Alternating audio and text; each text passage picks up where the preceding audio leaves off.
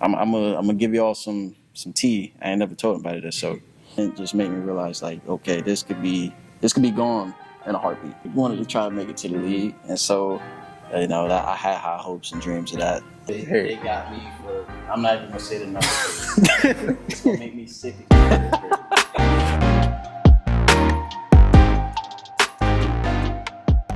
Yo, what's going on, world? Welcome to the third episode of The Patio. My name is Maurice. My name is Jared. And today we have another special guest that's joining us for conversation today. He is a Fort Myers legend. He was a coach, a mentor for many of others. He also got inducted into the Hall of Fame for Fort Myers football. Yours truly, James Brunson. Oh, man, appreciate it, man. That was a heck of an intro. Yes, sir. Man. Yes, sir. Trying to make everybody feel welcome for sure. Yeah. So we just want to get right into it. So how are you feeling, man? Like mentally, physically? Because I don't think a lot of people haven't heard from you in a while. All right. So how are you doing? Mm-hmm. Oh man, I'm great. I'm blessed, bro. I can't complain. I'm living, breathing.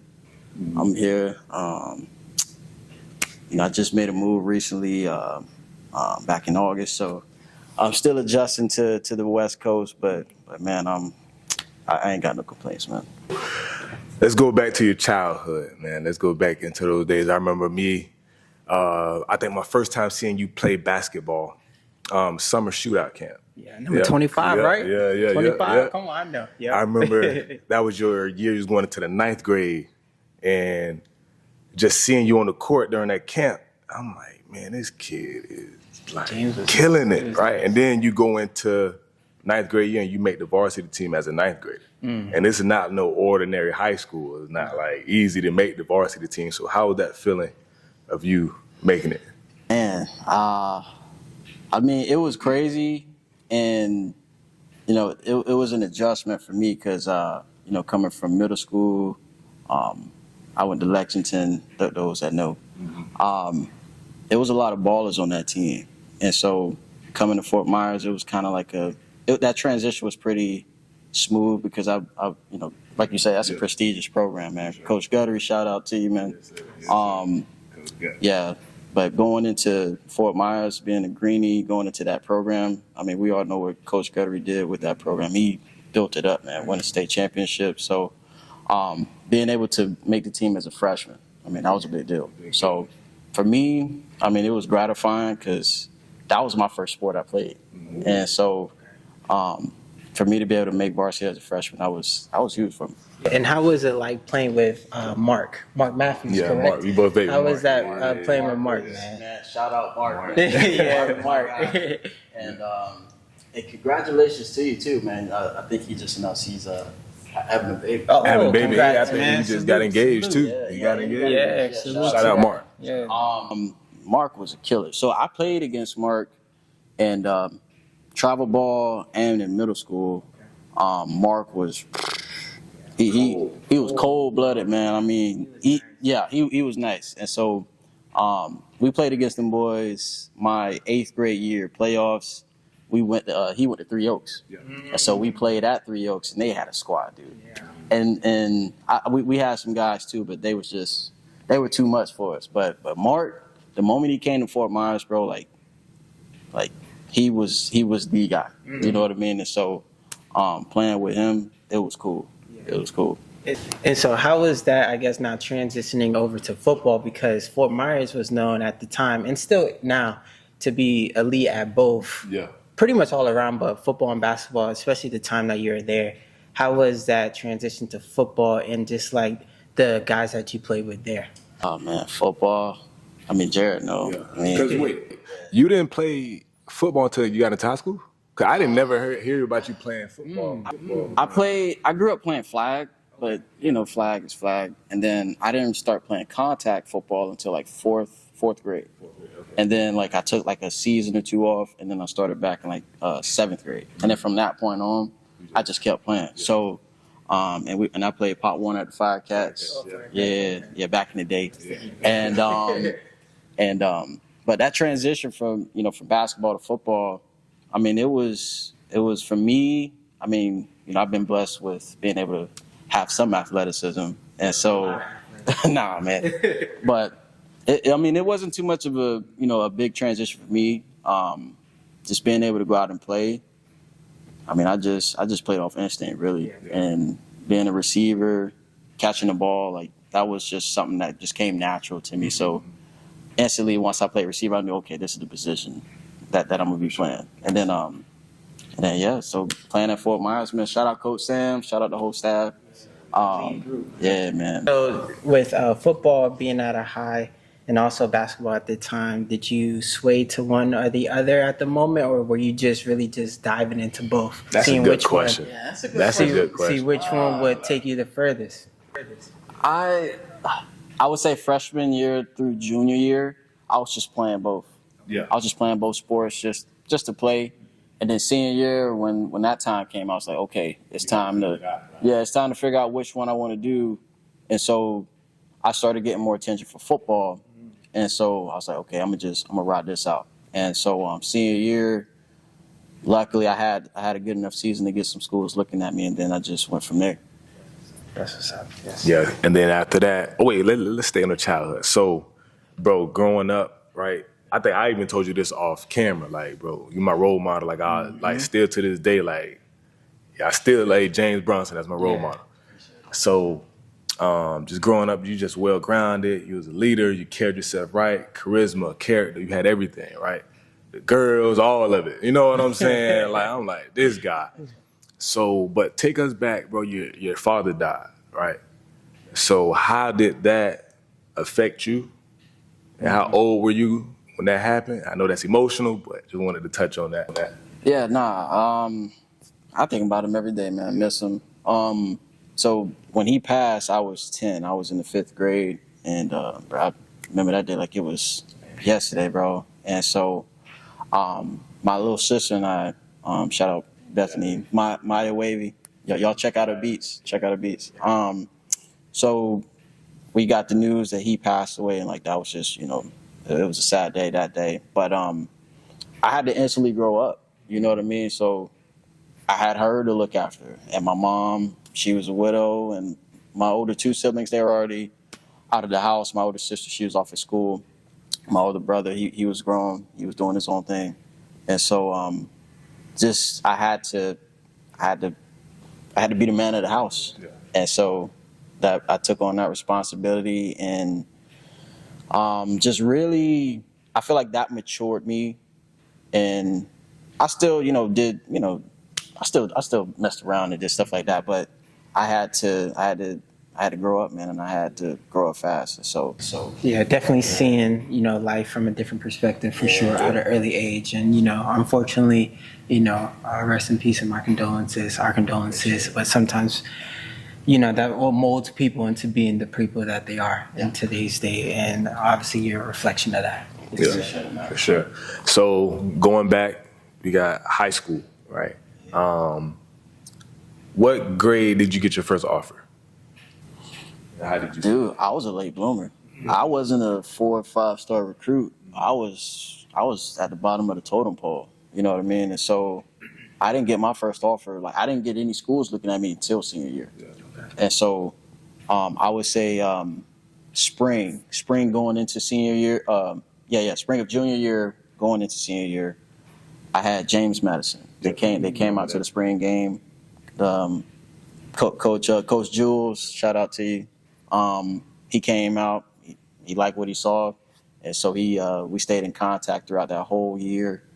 And then I would say going into the following spring, that's when FAU came into the picture. And so took visits with both schools. Initially verbally committed with JMU. And then when I took my visit at FAU, I was like, I gotta go here. Yeah. Was that mainly to stay in Florida, or what was that switch for you?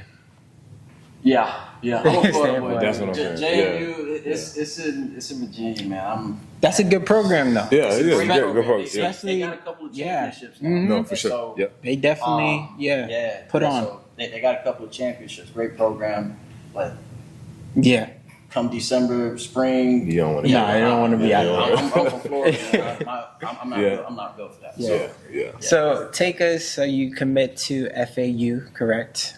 So how was that leading up towards it? even like signing day, if you remember it, like, was it a big, obviously it's a big thing, but just how much, especially with your upbringing and things like that, how did that weigh into that day?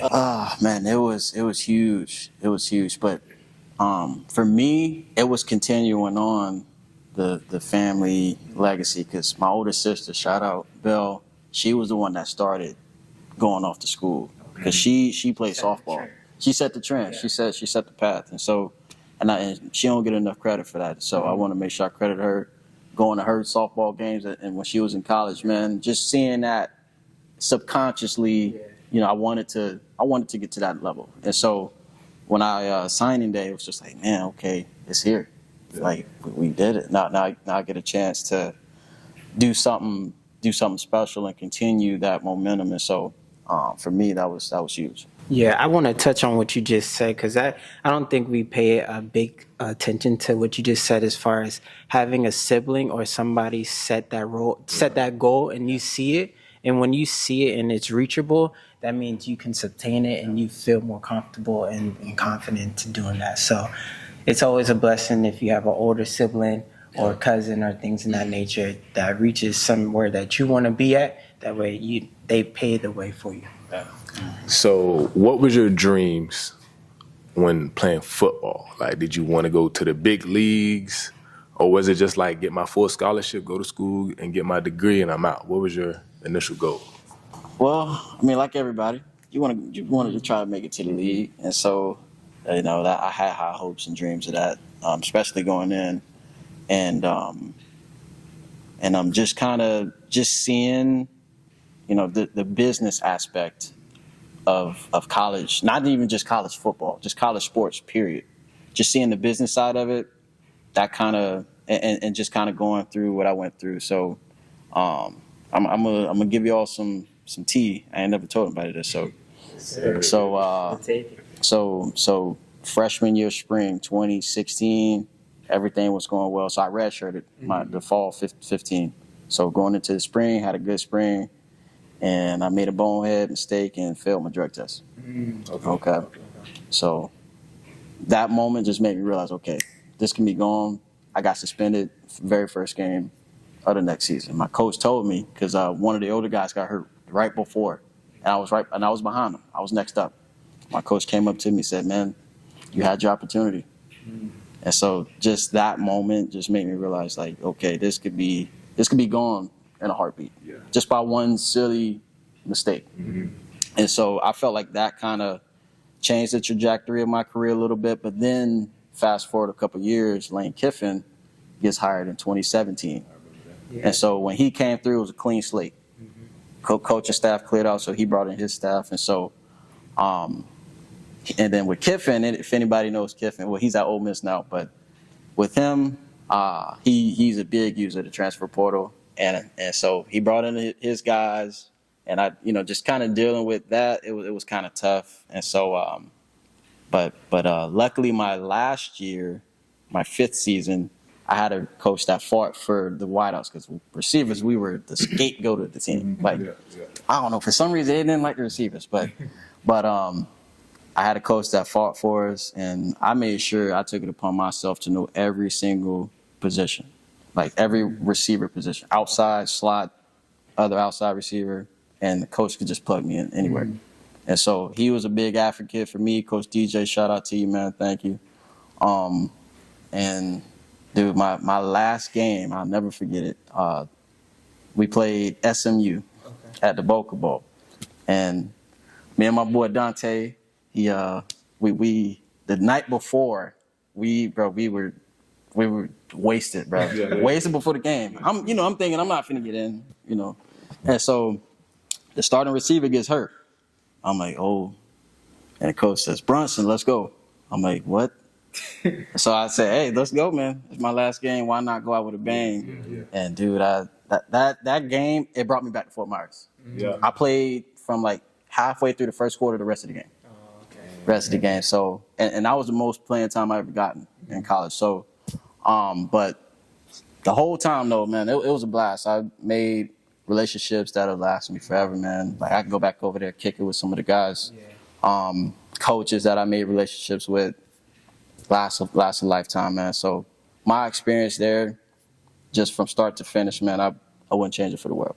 Yeah, that's good, man, because adversity hits at any point of time in your life, and just how to maneuver, how to bounce back, shake it off, and obviously you learn throughout it. So good for you to just, get through that. For sure. So, bro, what would you, because like you said, you failed the drug test, but we're in college, I'm 18, I'm trying to go out, you know what I'm saying, have fun. And you're in Fort Lauderdale. Yeah, Fort Lauderdale, really, Come on, yeah. Like Miami area, we're not gonna act like that's Fort Myers. Yeah, That's Fort Lauderdale. A lot of people go there to apply. For sure. Yeah. For sure. Go ahead. So, what advice would you give to your younger self back in high school and going into college? That's a good question. What advice would Because look, I talk to a lot of kids now, and I'm telling them like, all right, if the league, because everybody's like, plan A, you don't focus on nothing else. Don't have a plan B. And then I'm like, bro, reality is you need a plan B. You need a plan B. You have to. And a C. And a C. I'm trying to tell you. Stop playing. So it was just like I was telling my kids, like, yes, go hard at this plan A. But always try to have a plan B. So try to find a skill that you can have in high school or in college and be like, all right, if this don't work out, I can fall back on this. So that's my advice. I would go back and tell myself. Yeah, man. I mean, just kind of piggybacking off that, I would tell myself the same thing, and also just stay the course, man. Don't get sidetracked. It's easy, especially in today. Like social media, dude. Oh man, I couldn't imagine myself being in high school during this time. And so, I mean, social media even then was still kind of a thing. Twitter, Facebook, Snapchat was just starting up. So, but yeah, I just tell myself, man, just stay the course, man. Keep working, work as hard as you can. Also, make sure you learn something that you can fall back on too. So, but yeah, man, it's hard to stay focused because you got so many things in today's world. It's crazy. So that's number one. You're a D1 athlete. So you D1 athlete. turned like. That's what I'm saying. So yeah, man, that's tough. So then, all right, I remember. All right, so you say you failed the drug test, and then I remember. I think 2 or 3 years later, they changed your jersey number. Oh, yeah. You gotta speak about that. You gotta speak about that. So mentally, how were you feeling, bro? Oh man, I already know it. I was mad, man. That was, I came in and I'm surprised they. So I had number 2 my senior year, and so they gave me that going in. So I had that number my first 2 years, and then Kiffin comes in. I keep it in the fall, but then during the season, I guess he must have brought somebody in the transfer portal, and they gave him my number. And so I was like so the way it happened. So we got our little lockers, and so they give us the practice jerseys, all that stuff. And so I get my practice jersey, and it said number 28. They changed my number twice. They changed it twice. 80. Yeah. So 83 was my second number. Yeah. So the first number was 28. Yeah, the first number was 28, and I'm like, yo, I went back to the equipment manager. I'm like, yo, this my jersey? He said, yeah. I said, what's going on? How come nobody, how come I'm finding out this way? Yeah. He's like, man, special teams, they don't want guys with the same numbers. They came up with some answer, and so I'm just like, okay.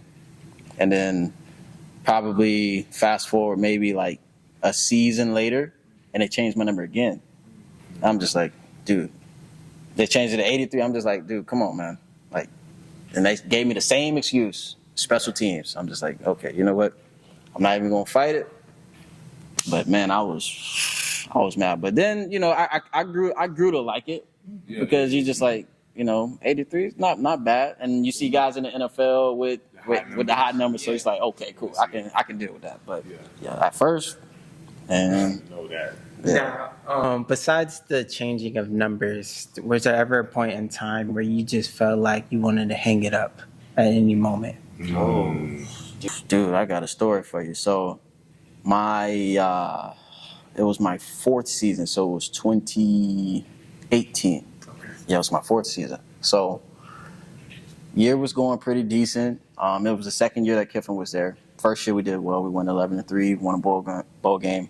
And so going into the second season that they're there, I felt like I did well. Fall camp went well. I was on special teams, and they hype special teams all the time. And so first three games of the season, I traveled with the travel team. I'm on special teams. I'm killing it. And then the fourth game of the season and on, I didn't travel anymore. I was on scout team. I have no idea. I went to my coach multiple times, asked him, yo, what can I do? Like, I'm taking ownership. You know what I mean? Most dudes won't do that. They're like, why am I not playing? Right, exactly. Well, nowadays, they're going to transfer portal. Yeah. And so, but I took responsibility. I went to my coach, say, Coach, what am I not doing? Like, what's missing on my part? And gave some answer, didn't matter. And so I'm just like, okay. And so that season, I was just like fed up, man, because it was just so much going on. Yeah. And I just felt like, I don't like this. It was political. And that's why I say, man, it's politics. And that's why I say where I learned the business side of it. Yeah. You know what I mean? Yeah. And so after that season, I talked with my girlfriend. I'm just like, I don't think I want to, because my fifth year was optional. Yeah. You didn't have to come back. So I was just like, I think I'm going to just graduate and just start working. So you saying just pretty much just finish school out. Obviously, it's it's granted, pay for it, things like that. Was there ever a point where you were like, hey, I want to still pursue my football career and maybe transfer to a different school? I thought about that too. I told her, I said maybe I could transfer, but dealing with the credit transfer, you might some credits might not roll over and all that, and that could be and that's a headache in itself. And then trying to do long distance with my girlfriend, we done it during the summers, but being in a whole nother state potentially, that would I didn't want to go through that. So I went home, reflected on it, talked about it with my family, with my parents, with my mom and my brother, sister. They were against it. They were against it at first. And so I was just like, man, just dealing with the favoritism politics, I didn't want to go through that. And so after some time, and they made some sense to me too, just saying like, just use the scholarship, just try to build yourself back up. And so that was what really clicked for me. And so we had our exit meetings with our coaches. And so I made it known to my coach, like, man, I don't know if I want to come back just because I dealt with this. This was after 2018? This was after the season. So this is your fifth option? Yeah, this is my fifth. Yeah, okay. going into the fifth year. Yeah.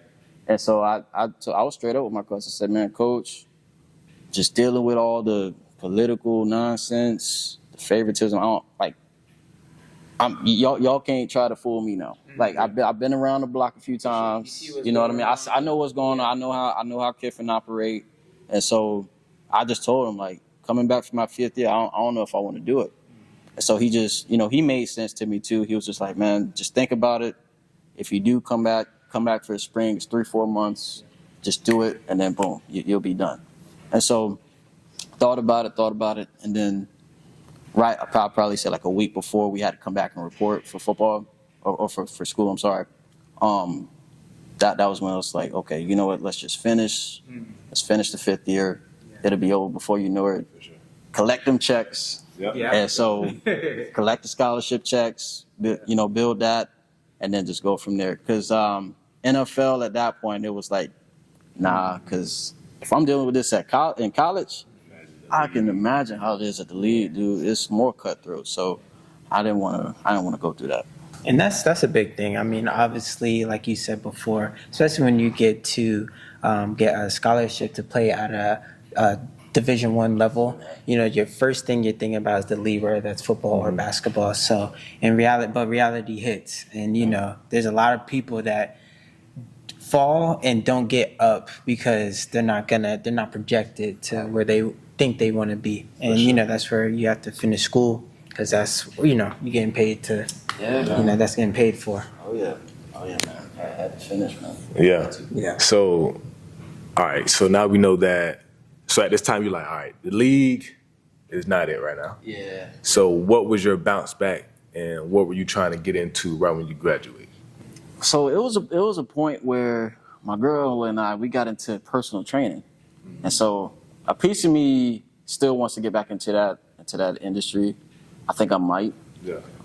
Just gotta use my resources and get back into that. But for a brief stint, for probably maybe 3 months, we were doing personal training. I had a few people that I was giving workouts to. I would post stuff on my social medias. You saw it at one point. Text you one time. Yeah, I think. yeah, man, yeah. So I was, I was getting into that, and man, a piece of me is like, dang, well, why didn't you stay with it? Because man, I felt like I could have really done something with that. Mm-hmm. And so we were doing that for quite some time. We actually had a couple of boot camps. One of my girlfriend's friends, they're in the sorority. Shout out Tara Kelsey, DeFi. They brought some of their sorority sisters out to a gym that we were using, and dude, they killed it, bro. So just doing stuff like that, I think I might want to get back into that. Just kind of do that on the side. But fitness is always good. Yeah, fitness is good, man. Put your mind at ease, man, and it helps you get through your day. But yeah, that was something that I was into for quite some time. Yeah, it was cool. We see you over there. You had coaching at St. Thomas Aquinas, right? Yeah. If people don't know, that's a high school that produces nothing but big time talent, crazy talent. So, how was that process? In coaching, and would that be something that you want to pursue? Oh yeah, 100%. I talked to Jared about that all the time, and so when I was at St. Thomas, it was the fall of 2021. And so, man, I had a blast. I was coaching with the JV team. Coach Aloma, he was the head man there. But Coach Harriet, so he coached at FAU, and he recruited me there. So that was my end right there. So yeah, he's the varsity head coach. Yeah. And so he's still there? Yeah, he's still there. So my freshman year going into FAU, that was his first year at St. Thomas. So fall of 2015 was his first year. And dude, they're on the run. They're on the roll. I think they just won 5 straight state championships, dude. Nice. My nephew's there now. AJ, man, y'all got to keep an eye on him. Football? Yeah. He position? wide receiver, man. AJ, Marjane Stevens. Keep doing your thing, nephew. Love you, boy. That boy gonna be a beast, man. But I had a blast. That was a fun time. And dude, I got to personally see why they are the top school, if not in the whole world, bro. The program that they have, I mean, it's crazy. It's crazy. And those kids, they get offers just from being there. And if you even get a chance to play for one season and you do pretty decent, bro, you're gonna get some opportunities. So just being on that grand stage, they play on TV. You see them on ESPN all the time. So, but it was a cool little moment. That was pretty cool. Shout out to those programs because they've been putting on for quite some years now. Honestly, them. You got Miami Garden. That's always good. IMG for sure. So there's so much talent in Florida and South Florida. So yes, sir. Yeah. So and then to piggyback, bro, reality always hits, right? So a lot of people these kids growing up, they think it's fun and games. Mm-hmm. When you don't go pro or become a rapper or whatever, bro, reality hits. You got to find a job. So I just want to shout you out for that, bro, because I know that's a hard thing. That's all of us wanted to go to the league. So you see it on TV, you see it growing up. You know what I mean? Yeah. That's something that you want to do. It's a dream. Yeah, for sure. So let's talk about your dating life, right? Your high school sweetheart in a way. If you could talk to us about that loyalty, about that love in a way. Oh, man, I believe everybody deserves love, man. I mean, if you ain't got nobody to share your accomplishments with, man, you missing out. I mean, now, don't get me wrong. I know some people like being on their own, and there ain't nothing wrong with that. But I just feel like, man, with me personally, man, Alexa, shout out my lover. I love you. Shout out, Alexa. Love you. Oh, man, that girl stuck with me. And so in high school, yeah, I was kind of a player. I was a player in high school, and so she saw something in me. I don't know what she saw, but thank God she did. And yeah, man, you know what I mean. And so we ended up. So she was going to go to Florida State. She was going to go to Florida State and cheer. And so I guess I don't know, something happened with the cheer team, with the tryouts and something like that. And then she came to FAU and she made that team. And so I was like, might as well come on to FAU. You know what I mean? And so just great timing, great situation. Sure. We got to we tied the knot January 8th, 2016. And so Congrats on that. What you mean by tied the knot? Y'all. Oh no, not yet. That's Okay. She know that. Okay. No. Good catch. Okay, let's go. Yes, sir. Okay, cool. Yes, sir. But man, that woman there, she stuck by me, just like it was a point, bro, where I was broke.